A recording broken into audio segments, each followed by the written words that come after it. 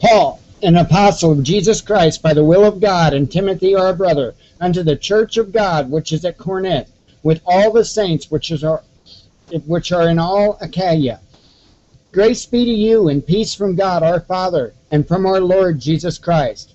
Blessed be God, even the Father of our Lord Jesus Christ, the Father of mercies, and the God of all comfort, who comforted us in all our tribulation, that we may be able to comfort them which are in any trouble, by the comfort wherewith we ourselves are comforted of God.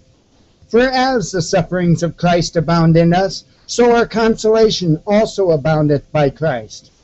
And whether we be afflicted, it is for your consolation and salvation, which is effectual in the enduring of the same sufferings which we also suffer. Or whether we be comforted, it is for your consolation and salvation. And our hope of you is steadfast, knowing that as ye are partakers of the sufferings, so shall ye be also of the consolation. For we would not, brethren, have you ignorant of our trouble which came to us in Asia, that we were pressed out of measure, above strength, insomuch that we despaired even life. But we had the sentence of death in ourselves, that we should not trust in ourselves, but in the God which raiseth the dead, who delivered us from so great a death, and who doth deliver, in whom we trust that he will yet deliver us. Ye also helping together by prayer for us, that the gift bestowed upon us by the means of many persons, thanks may be given by many on our behalf. For our rejoicing is this, the testimony of our conscience, that in simplicity and godly sincerity, not with fleshly wisdom, but by the grace of God, we have had our conversation in the world, and more abundantly to you, Lord. For we write none other things unto you, that what ye read or acknowledge, and I trust ye shall acknowledge even to the end, as also ye have acknowledged us in part, that we are your rejoicing. even as ye also are ours in the day of the Lord Jesus. And in this confidence I was minded to come unto you before, that ye might have a second benefit, and to pass by you in Macedonia, and to come again out of Macedonia unto you, and of you to be brought on my way toward Judea. When I therefore was thus minded, did I use lightness, or the things that I purpose? Do I purpose according to the flesh, that with me there should be yea, yea, and nay, nay? But as God is true, our word toward you was not yea and nay. For the Son of God, Jesus Christ, who was preached among you by us, even by me and Silvanus and Timotheus, was not yea and nay, but in him was yea. For all the promises of God in him are yea, and in him amen, unto the glory of God by us. Now he which established us with you in Christ, and hath anointed us, is God, who hath also sealed us, and given us the earnest of the Spirit in our hearts. Moreover, I call God for a record upon my soul, that to spare you I came not as yet unto Corinth. Not for that which we have dominion over your faith, but are helpers of your joy. For by faith ye stand. It is Wednesday, August 20th, 2014. This is your host, Mike Callahan, and this is the Watchman News. Good evening, folks. We have quite a bit of news to cover. I'm going to save anything to do with Ferguson until the end of the news. I wanted to make sure I had the other news covered first. I'm sure everybody's getting a little tired of hearing about the events and the goings-on in Ferguson. I can't much blame you. I'm tired of paying attention to it. Not that I'm tired of the situation, or I'm tired of reality, or that I'm sticking my head in the sand or anything, but it's been some very, very, very long nights, I'll tell you that.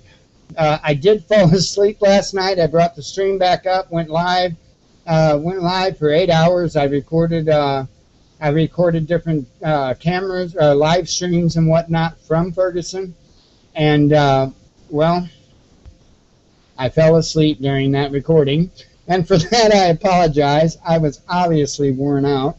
Oh my goodness, was I tired. I was absolutely bushed.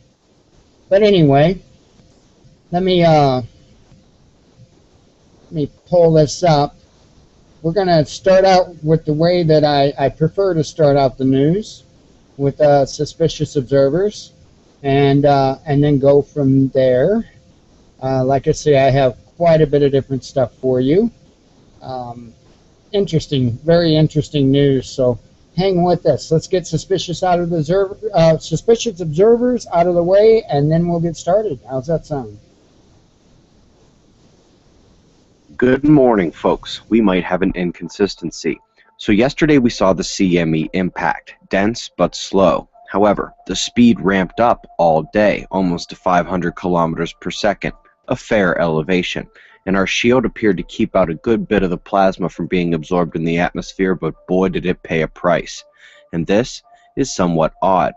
This CME impact was significant on the 2014 scale as the sun heads for grand minimum, but the severity of the burst cannot match what we've seen in the past, and a level 2 storm at KP6 was certainly not expected.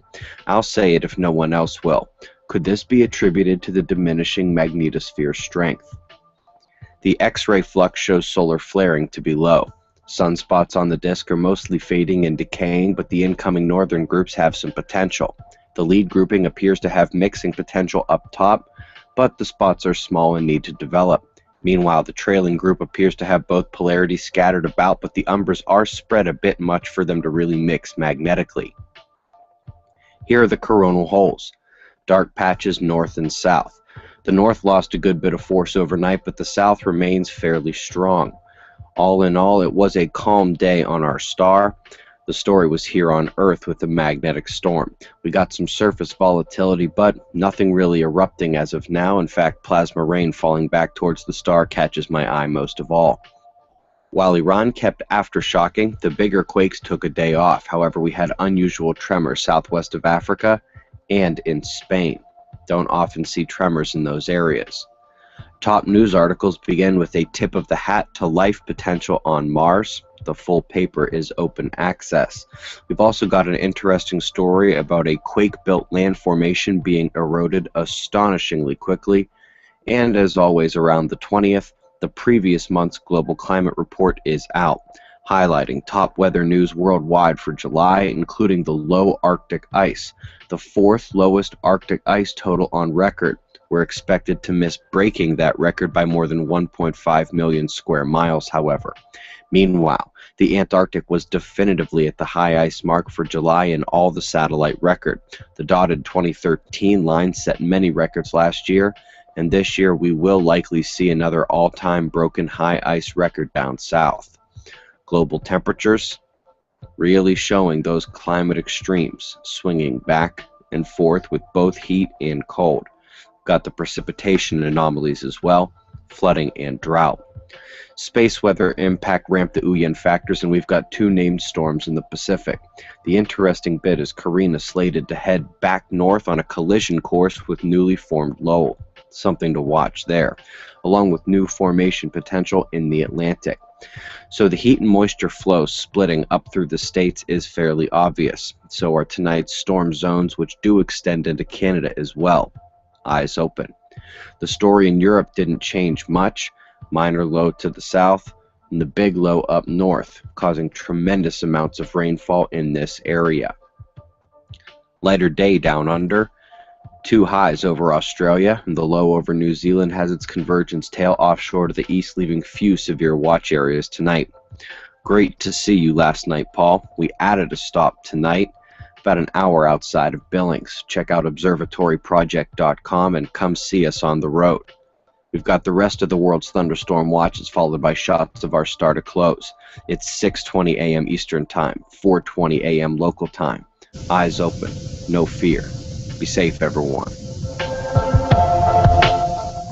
And that was Ben Davidson with Suspicious Observers. We thank him for that. He always does such a great job. Works very hard, obviously, each and every day to bring that to us. And we're thankful for it. Keeping track on things in Ferguson. Just paging over and looking at something. Like I said, we're going to do other news first. The first story I reckon I'll bring your way, let me bring that screen back up, is hackers successfully crack U.S. nuclear regulator for the first time. Twice. I like how they add twice. The link, for Suspicious Observers, and the link for this article is down in the About tab. The United States has admitted that hackers attacking its nuclear power plants have already succeeded twice. An investigation by the Nuclear Regulatory Commission, which oversees the U.S. nuclear power grid, uncovered two incidents in which hackers were able to access its internal documents. The NRC is tasked with managing information about nuclear reactors, including those which handle weapons-grade material. One of the hacking incidents, as reported by NextGov, involved emails sent to 215 NRC employees designed to steal their login details. Around 12 employees ended up falling for it, according to the report, entering their username and password into a Google spreadsheet. The IG Cybercrime Unit then tracked the spreadsheet to a user, quote-unquote, in a foreign country, though it's not clear who was behind the simple attack. Another attempt saw hackers embed a URL in an email which linked to a cloud-based Microsoft SkyDrive storage site, which itself hosted various malware designed to compromise computers. Further attacks involved breaking into the personal email account of an NRC employee and sending virus-laden PDF file to other staff members. Commission spokesman David McIntyre said that the NRC detects and thwarts the majority of these attempts, but admitted that two had succeeded. It's not known for sure what information, if any, was taken. The few attempts documented in the OIG Cybercrimes Unit report as gaining some access to NRC networks were detected and appropriate measures were taken, he said. It's a time bomb, folks. It's a time bomb, one way or another. I just hate to see them tampering with nuclear reactors, because I'm sure most of everything is computer controlled, and it reminds me of flying. There's a lot of pilots that probably aren't as skilled at flying as what they should be, because they're so used to the computers flying the aircraft. It's very rare you have a pilot as good as Sully Sullenberger, that could actually land an aircraft in a bad situation, in a bad place, and do such an amazing job that he did. But he was able to do that because he actually flew planes. So it wasn't a matter of he just showed up for work and flipped a bunch of switches, and, that's a lot of what goes on now in commercial aviation. But anyway, I associate that with these nuclear power plants. They're so used to these computer systems monitoring, adjusting, and taking care of situations. It just concerns me if something would happen real quick, and they weren't quite totally set up, or ready, I should say, not set up, to be able to deal with the incident. Something could get ugly really, really fast. I definitely wanted to bring you that story. It's something to keep an eye on, keep your ears open with. And there again, it could be a false flag just like anything else. So you make your own assumptions. The next story that I have for you, this bothers me. Bothers me terribly, actually. It's getting old, the condemnation of Christians in this country, and I don't force anybody to believe. I'm not going to be that guy, but I will say this: we really need to stop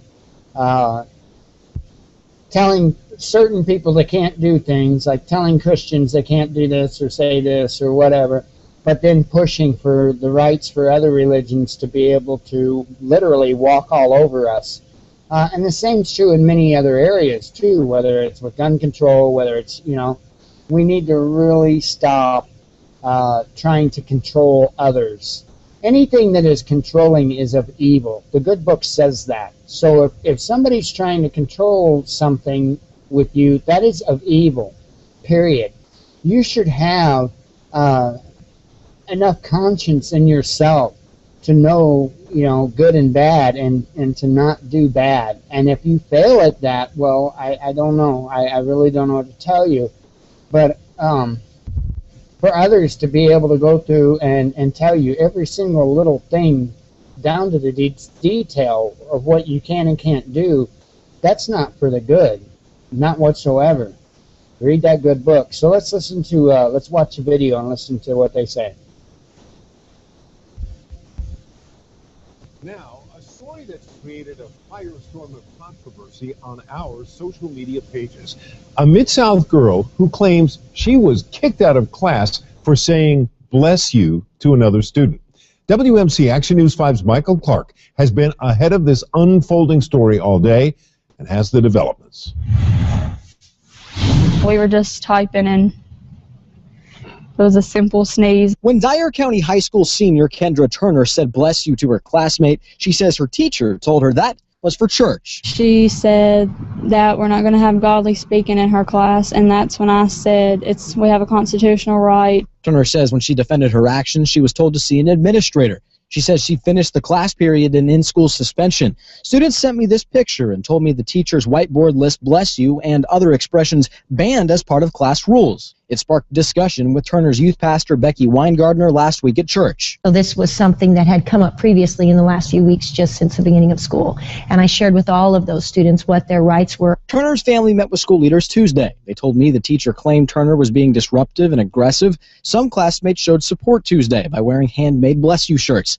Turner said she doesn't want trouble for her teacher, but says she'll stand up for her faith. It's our right to defend God, and that it's our constitutional right because we have a freedom of religion and freedom of speech. In Dyer County, Michael Clark, WMC Action News 5. Michael was told only Dyer County School Superintendent Dwight Hedge could comment. Hedge did not return phone messages, an email, or a knock at his door. People on social media are expressing their feelings toward this story, and we want to hear what you think. Head over to our Facebook page right now and join in on the discussion. New tonight, a Nashville pastor's decision. And is that ridiculous or what? I mean, come on, somebody sneezes, you say bless you. I mean, I realized that in itself wouldn't have got her suspended. It was the fact that she backed up what she challenged that authority. You know, that was held against me. Let's just say a situation between that involves my children and myself. Yes, I did. I most definitely taught my children to challenge authority. If somebody's telling you to do something and it's wrong, you should challenge that. Period. You should challenge that. And I'm sorry if there's individuals out there that like to control, that want to say that that's wrong, but it's not. It is not. You should always challenge authority. It doesn't matter if you're 5 years old or you're 50 years old. You should always challenge authority. You should have freedom, free will, freedom of thought, and you should criticize that. You know, anything that doesn't feel right, that doesn't sound right, that just doesn't seem right, you should always challenge that. My hat's off to this young girl. I think she done an amazing job. I applaud her. I applaud her church. And that's not something that you will hear come from me too often. But a church that is in these times still standing up for our constitutional rights and teaching those rights to children, my hat's off to them. That's an excellent job, and I appreciate that. And I appreciate her wisdom. I appreciate her courage.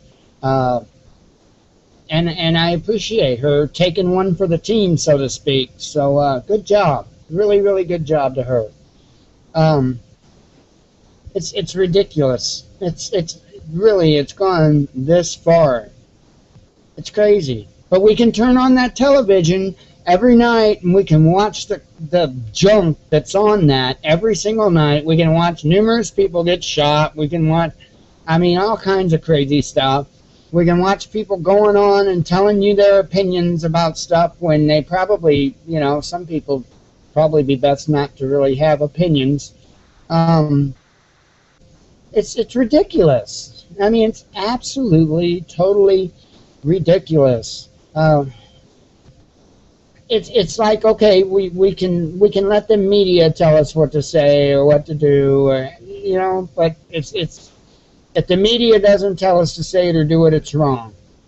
And it's gotten way out of hand. It really has. It's sad. It's really sad what's coming to this country, but what are you going to do, All right, let's get on to our next story. There are some other upset people in the world. Many upset people in the world. Black helicopters over Twin Cities have some asking questions. Now, I've talked about this several times before, about these training sessions and whatnot, and we really need to get down to the bottom of it because typically, before they go in to invade somewhere, they will train in a likewise environment before they go in. So if they're training in U.S. cities, you can pretty well be figuring that they're planning on going into U.S. cities. So let's see what they have to say. A military training exercises has summoned downtown Minneapolis and St. Paul, looking to the skies and asking questions. It's a scene that looks straight out of an action movie this week. Handful of low-flying black helicopters are buzzing over rooftops and in between buildings. They're called Night Stalkers, or more formally, the 160th Special Operations Aviation Regiment out of Fort Campbell, Kentucky. But what they're training for here in Minnesota is as stealth as their choppers appear. The Department of Defense is in charge of the operation while Minneapolis and St. Paul police are playing a supportive role. But none of the departments will comment on the mysterious mission. only apologizing for any alarm or inconvenience the training may cause, according to a statement by Minneapolis police.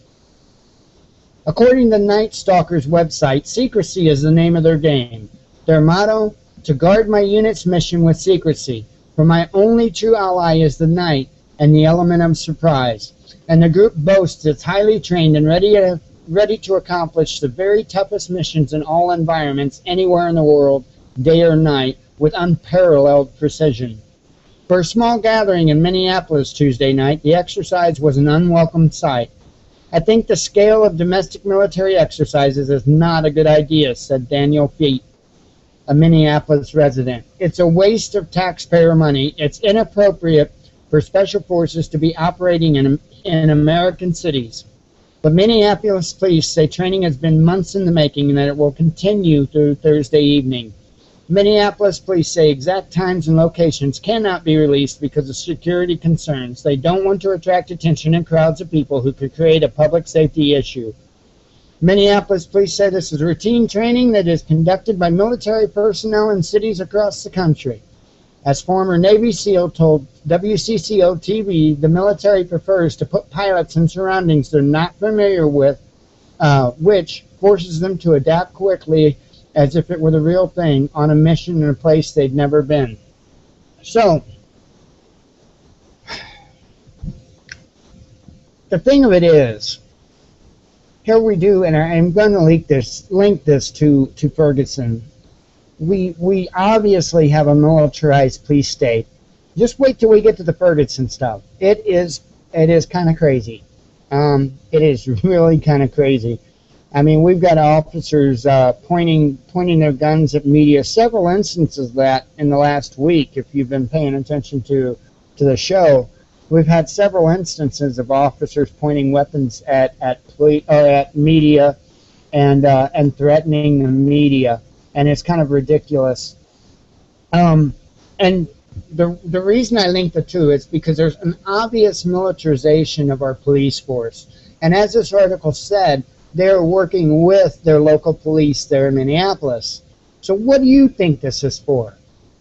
You know, this is for us. This is for when we, quote unquote, get out of line. All right? So when we wake up as a whole in this country and understand what has been done to us, and we start to fight back and say, no, we don't want these bankers here anymore. We don't want this anymore. We don't want that anymore.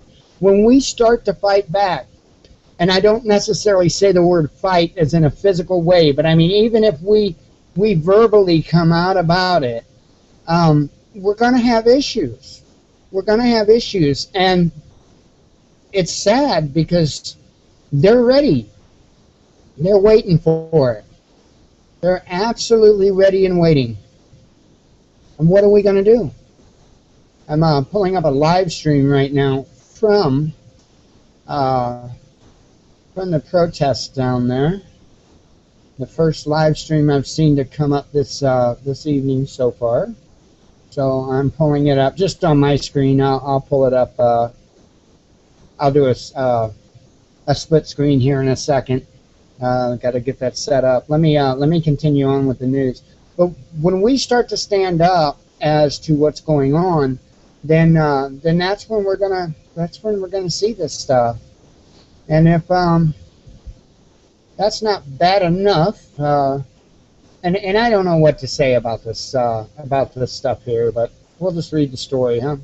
China secretly conducts second flight of test of new ultra-high-speed missile. These are what they call hypersonic, or as they're calling it now, ultra-high-speed. Hey, call a rose anything you want. It's super fast. China recently conducted the second flight test of a new ultra-high-speed missile that is part of what analysts say is Beijing's global system of attack weapons capable of striking the United States with nuclear warheads. The latest test of the new hypersonic glide vehicle, known as WU-14, took place August 7th at a missile facility in western China, said U.S. government officials familiar with the details of the test reported in internal channels. Pentagon spokesman Lieutenant Colonel Jeffrey Poole said that when we asked about the test, we routinely monitor foreign defense activities. However, we don't comment on our intelligence or assessments of foreign weapons systems. He added that the Pentagon has encouraged China to adopt greater transparency for its defense systems to avoid miscalculation. Now, wait a minute here. We don't tell anybody what we're doing, but we expect them to, hey, that sounds like the U.S. government. Never mind. Poole confirmed that the first test in January, but declined to provide a similar confirmation on the recent test. However, 2 other U.S. officials said the August 7th test involved the WU-14 HGV. The first flight test of the WU-14 took place January 9th and flew speeds of around Mach 10, or 10 times the speed of sound. That's around 7,680 miles per hour. Hypersonic speeds pose severe guidance and control challenges for weapons engineers and produce extreme stress to metal and components. That's fast, folks. That's fast. And I was telling you about these missiles not long ago, and we talked about how it was like less than 10 days' time the Russians had came close to intercepting our airspace 16 times in that 10-day period. And these were the particular missiles that I was speaking to you about that they could launch, and before we even knew it, we'd be hurting. And really, about the smartest thing any government could do that would want to invade our country wouldn't be just to wipe us off the map. There's not a whole lot of there's just not a whole lot of benefit to just totally nuke a country, because then you kind of have to stay out of that country for a little while. So your better benefit would be just to be able to take over the country, and that could be easily achieved by destroying the power grid, the power infrastructure. That would be easily achieved by doing that. So you take a missile like this that flies 7,500 miles per hour, and you do the math. How long would it take to get to the center of the country at 7,500 miles per hour?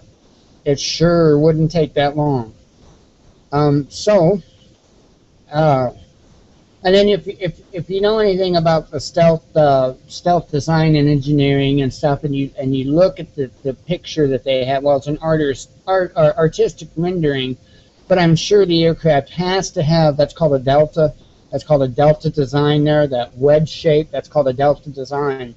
And with the size of that aircraft, I really doubt that it's going to be a particular missile that's going to be detectable by a radar system very easily. So that being considered, I don't think it would be that hard to penetrate the center of the country or near the center of the country with a high-speed missile like that. So it's something to keep an eye on. It's not something that we're hearing a whole lot about, so I especially keep an eye on things that we don't hear a whole lot about.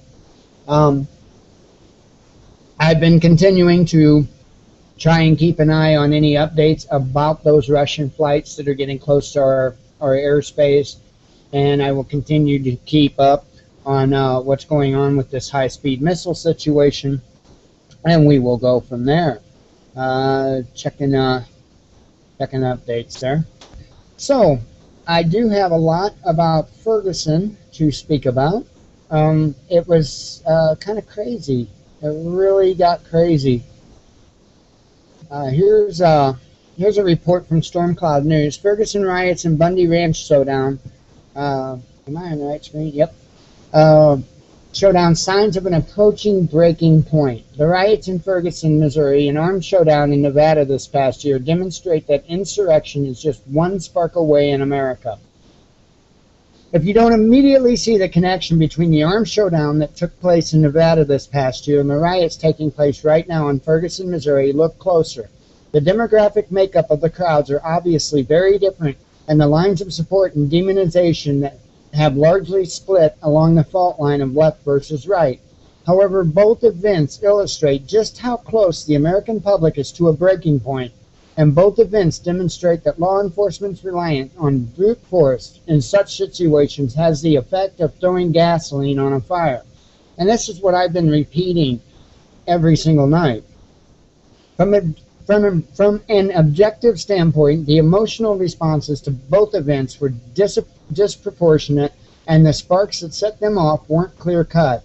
Yet for some reason, the rough-handed tactics used by the BLM and Mike Brown shooting became, for a moment, symbols of everything that was rotten about the current system and the focal points for years of pent-up anger. It doesn't matter whether these focal points were logical or not. Rage has its own logic. Another characteristic that these two events both share is the way supporters began flowing in from all over the country, some clearly itching for a fight. In both cases, this phenomenon was highly destabilizing. The reaction to the Bundy Ranch showdown was arguably more dangerous due to the fact that many of these supporters arrived on the scene with locked and loaded rifles and began taking up tactical positions in preparation for a shootout. The Bureau of Land Management was obviously unprepared for this scenario and quickly backed down. But imagine what would have happened if those armed protesters had instead come face to face with a fully militarized police response like what we saw in Ferguson. It's no exaggeration to say that a scenario like that could easily set off a civil war. That's a fact. That's a fact. If we were to see this, and I brought up that if our militia moved in to try to stabilize the situation, it would get ugly quick. It would get ugly quick, because then all of a sudden it would be state militia against the police departments there, or even the National Guard as well. That would be a very ugly situation, but I don't know of a better answer. I really don't. I do think that the answer to this is in the state militia, because they don't have no dogs in the fight. You know what I mean? They just don't. You know, they would be there as protection for businesses and families and stuff. They would not be there to take up sides with either one. But yeah, if we would see this in Ferguson, it would probably really cause all kinds of issues from different directions. So let's get on with what I've got with you, or for you. I've got an InfoWars article, and I've got both videos that this article has in it for you. And I know this is InfoWars, but you can find this anywhere. In fact, I've seen an ABC link for it and everything else. So feel free, whatever you feel up to reading it from. This article is correct, even if you don't like InfoWars. Ferguson cop points gun at journalist. I'm going to effing kill you. The scene was witnessed by InfoWars reporter Joe Biggs, who was also filming the incident. The clip shows a Ferguson officer with his gun raised, pointing it directly at a citizen journalist who was live streaming at the time. "Oh my God, guns raised, states the journalist before Biggs remarked, "Gun pointed. My hands are up, bro. My hands are up," states the journalist before the cop responds, "I'm going to effing kill you. Get back, get back." "You're going to kill him?" asked another individual before the journalist asked, "Did he just threaten to kill me?" When the cop is asked for his name, he responds, "Go F yourself." So I'm going to warn you, the videos that I'm going to show you do contain language. I've got two videos to show you. This is absolutely ridiculous. Here's the first video, and they're taken from two different reporters, two different angles. So this no doubt happened. Put your gun down. Get back. What are you doing? Stop pointing it. Put your fucking gun down. Hungry. Stand down. What's his name? I want it. Put that gun away. Sergeant, tell that guy to take that gun away from him. Sergeant, Put your gun down. get that gun away from him, Sergeant. Sergeant, Take his gun away. Now that video was actually the second video in succession that was taken. You know what they say, save the best for last, right? So now I'm going to show you the video that was taken just moments prior to that video. It's absolutely astonishing. Again, I give a warning for the language, and See what spawned or what brought on that response. My hands are up, bro. My hands are up. Hands up. None raised and pointed. Raised and pointed at the group. Hands up. Fucking kill him. Hands up. Hands up. Get there. You're gonna kill him. He's trying to kill him. He's trying to Get there. What's your name, sir? Your name's go fuck yourself, alright? Go fuck yourself. Thank you, sir. Hello, officer, go fuck yourself. Officer, go fuck yourself. He's trying to kill me. I hope you guys are watching. He had to be told by another officer to point at right now for no reason. He threatened to kill my friend. I'm live streaming. Oh, you're the other guy, right? Yeah, yeah. On my stream, he said he's gonna fucking threaten to kill. He's gonna kill me. I filmed it. I can't believe that shit. I apologize for the language, and I apologize for my giggling, but I thought the response was very good, and I thought it was very appropriate, and I thought they did a good job of maintaining their composure as media. Obviously, the officer did not have a such thing as composure. It was media, right? It was. If you looked when the camera panned, that was all media there that was stacked up around that area with that officer.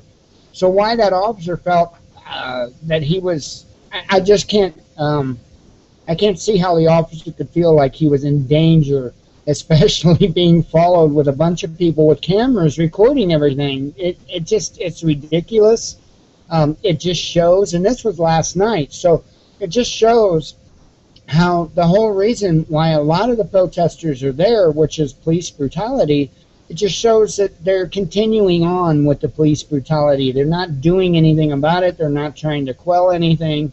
I do know I saw reports earlier about the National Guard was going down the highway. I don't know if that's true or not.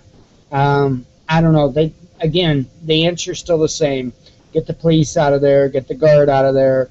Get your local state militias in there. Let them handle the situation. Let these people protest. I'm not saying let them riot and loot. I'm saying let them protest. Stay out of their hair. You know, if you leave them alone, let them get it out of their system. Again, not the looting and the rioting, but the protests, the anger, the animosity. If the police would leave them alone and stay away from them, they will calm down. But there's another side to that. Something has to be done. You know, so like after all this time, I forget, and I don't have an article up, but now it's starting to be released about hospital reports or whatnot about this officer, that he's got a broken eye socket and all that. My question is, why are these details not being released until now about this officer being injured? Okay, I can understand other details not being released, but the detail about this officer being injured, I find it awful interesting that it's being released so much later. And I have to, you know, my tinfoil hat has to ask the question, did this really happen? Did this really happen? If this officer is injured, did another officer or somebody else punch him in the face to cause this injury in order to try and quell some of the backlash that's going to come as a result of it?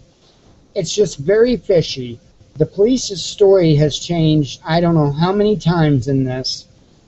And, you know, I really, it doesn't comfort me that the Department of Justice is involved and that they're going to quote-unquote handle the situation. And that doesn't comfort me at all. In fact, that makes me raise my eyebrow even more, especially considering the criminal administration that we have today. You know, I don't know how many people were actually impressed that Eric Holder came to Ferguson. I'm not. I personally just see it as grandstanding. That's about it. I mean, I really don't see any benefit coming from it. So there's another side to this, and I notice they're trying to push the race issue really hard. I see a lot of, like, on social media, I see different people that are pushing the race issue back and forth. you know, and that's going to happen to a certain extent. But I see the media really, really, really pushing the race issue. And so I have to question that as a result. I really, really, really have to question that. And the reason why is because it seems to me like they're trying to change the discussion, right? Because we, regardless, no matter what, we do have a honest discussion we need to have here about police brutality and about the overreach of these local police departments. And, you know, it's obviously from the protest about the equipment, the militarization, you know, there's a lot of questions we should be asking other than race. And I'm not saying there's not a race issue. I'm not saying we shouldn't discuss the race issue, because it's common sense. We really need to get over these kind of things. You know, look, you don't have to like somebody. I'm not telling anybody they have to like somebody, but there's a difference in not liking somebody and making it known that you dislike them. You know, we don't have to take that step. You can just quietly not like something or someone or whatever the case may be. And we need to get past that right now. If we're going to get anything done, we need to really kind of drop the race thing right now. It's important, and I'm not trying to cover up it's important, and I'm not trying to make excuses or say it's something that doesn't need to be discussed or something that, you know, we can shove under the rug. That's not the point. What they are doing is they are dividing us. They are dividing us so that we don't talk about the important issues and the upfront issues. And this next thing that I'm going to show you, it's a video from CNN. Will show you, or it shows me anyway, just how much they are making this a race issue and how mainstream media is trying to really push race, race, race, race, when we really need to be talking about our rights. We need to be talking about the militarization of these agencies, these police agencies. You know, our discussion right now shouldn't so much be about race. It should be about other things. And they are trying to change the discussion by use of media and peer pressure, basically. Propaganda is what it is. Absolutely propaganda. So here's the CNN video. Given the incidents that we've seen recently, what policies or safeguards are there out there that we can enact to prevent the tendency for officers to overreact when dealing with black men? We talked about it earlier that the simplest solution is put cameras on all the officers. The first thing that happens when a camera comes on, if we were having a conversation in the green room and I turn the camera on, you and I both know that the dynamic changes just a bit.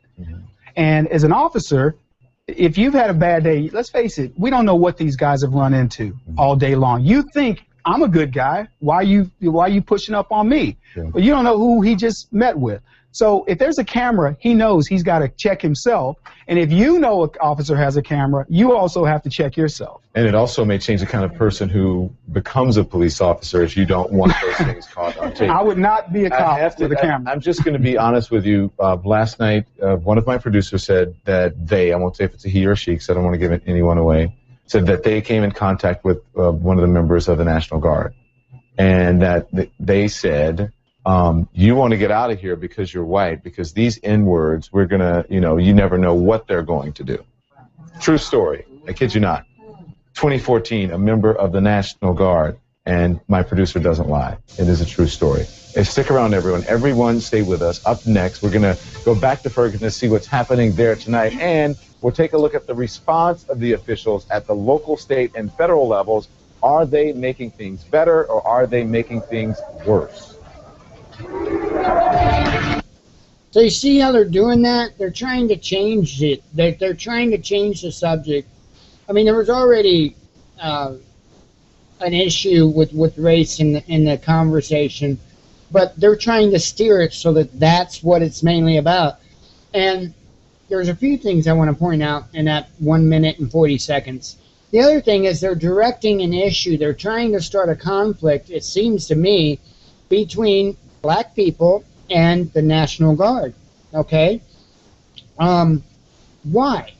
Now, if a government was real, I mean, they cover up all kinds of stuff all the time. Our media can't talk about Fukushima. because there's a gag order put on them. Okay, that's a fact. Go look it up.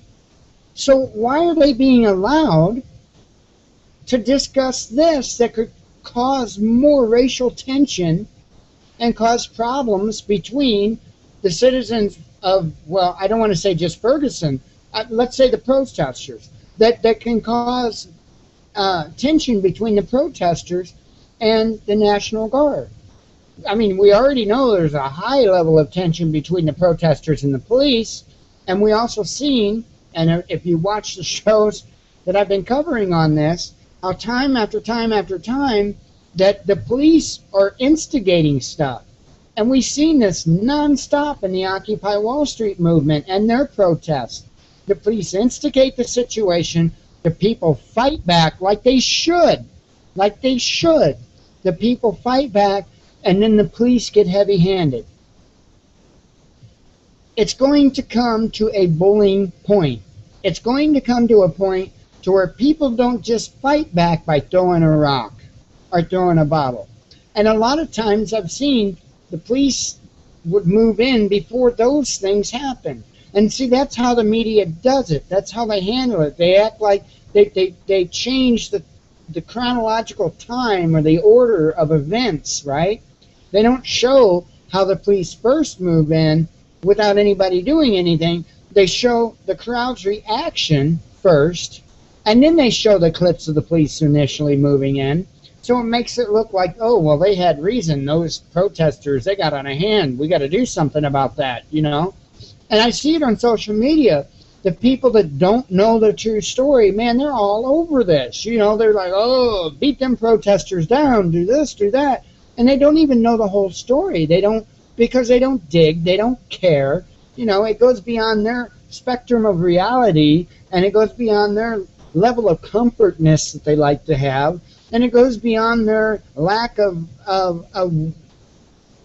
wanting to get the correct information or trying to get the correct information. Man, people like to be able to get back with their remote control, turn on that boob tube, and think that they're getting fed the truth.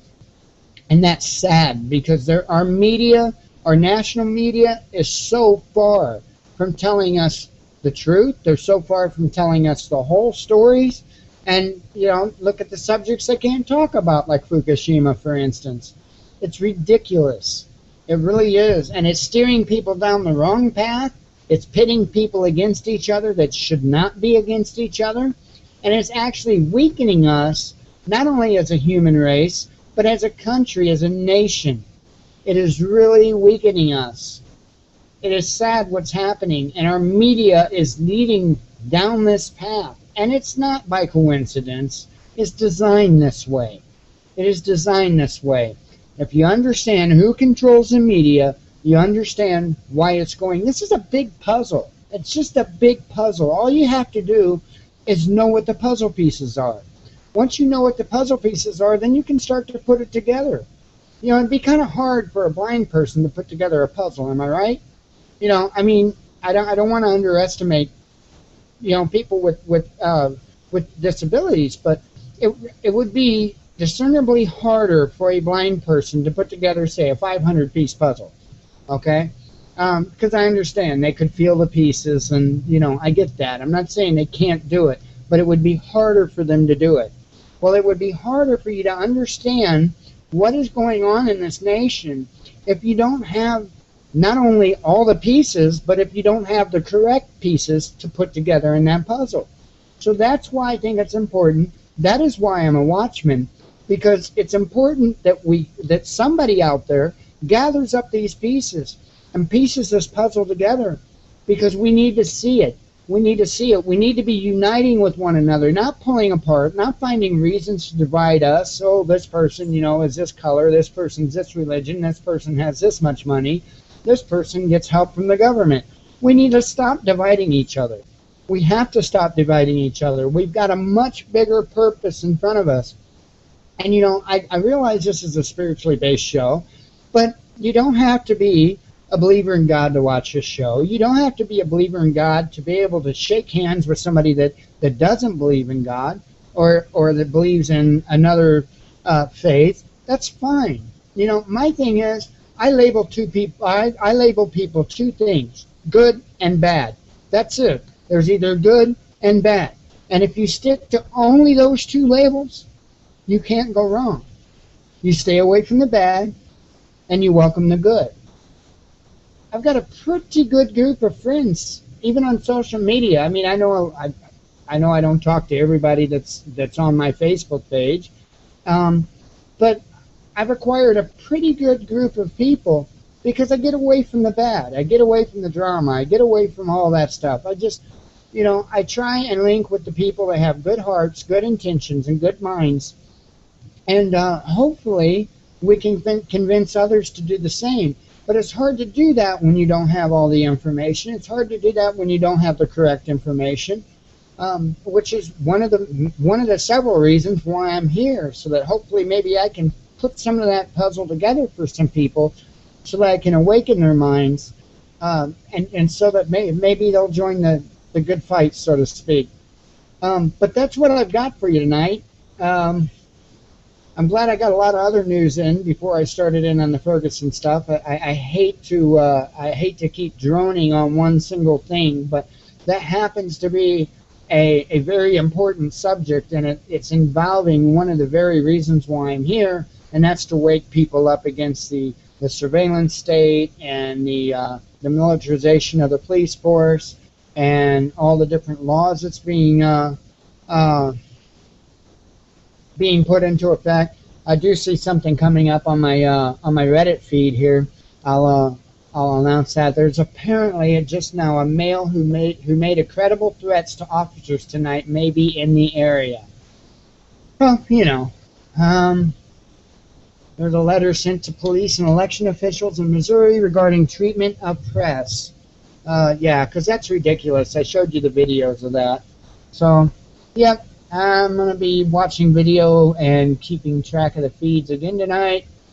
Just as always, tonight I will pop back up live, so those who know me personally, watch my Facebook page.